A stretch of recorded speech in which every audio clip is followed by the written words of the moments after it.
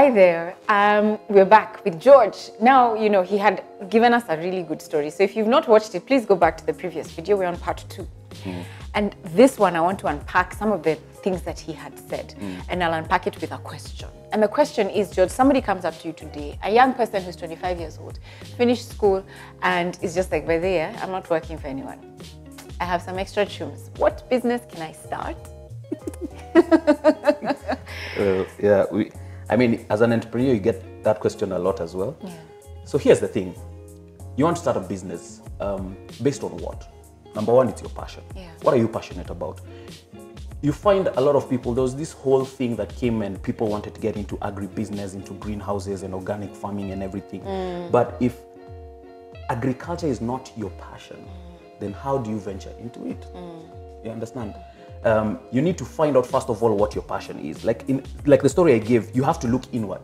You have to look at yourself and find out, okay, even if I don't know what my passion is, let me find the tools, let me do a course, let me talk to someone, let me find out what my passion is. Let me dig deep inside myself to find out what that passion is, because that passion is linked to your purpose. There's something you need to serve people at the end of the day.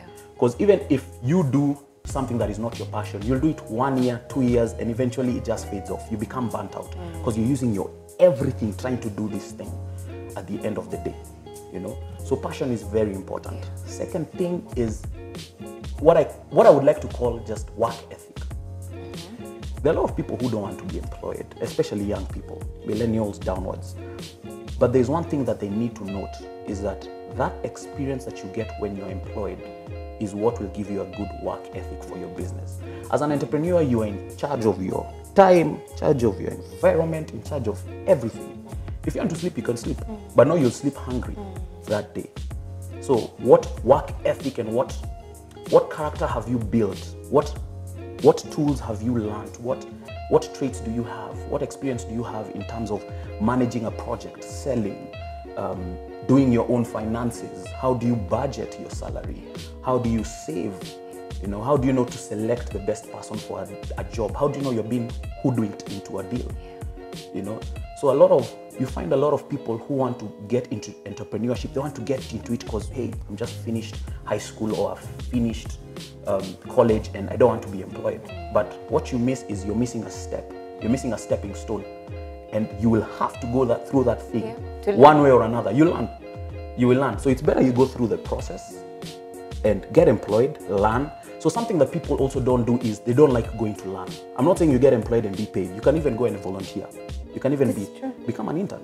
You can go say, okay, let me go to this company. I want to be an accountant, an outsourced accountant. No problem. Okay, fine. You finished your CPAs till level 5 or whatever level it is. Go and volunteer at someone or intern at someone's farm. Even give yourself a time limit, 6 months, 1 year, 2 years, whatever it is. And just learn the hurdles, you know, because you can learn from people. Absolutely. You can learn from someone's environment. You can learn from that specific person. And those will be cheaper lessons for you to learn. Instead of making those mistakes in your own business. Yes, they'll be much cheaper. The other kind of people I want to talk to is the people who were employed, got out, did entrepreneurship, and people termed it as a failure.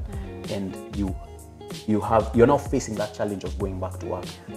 That is not a failure. There's nothing like failing in entrepreneurship. There's nothing like a loss. But in entrepreneurship, there's experience. There's nothing like a loss. You may have lost a deal, you may have lost a client, you may have lost your business, but that does not render you a failure. You're not completely finished. Going back to square one, you'll actually probably grow faster because of the experience you had. There are people who've had a business for 10 years. It failed. But that does not mean you stop. You can get up again, try it, go work somewhere, find out the new trends of the specific business you want to be in, and just go forth and start it again. Wow. Yeah. Wow. So don't be discouraged if your business has not worked out. You can always go back to employment, build those skills again, and give it a second shot.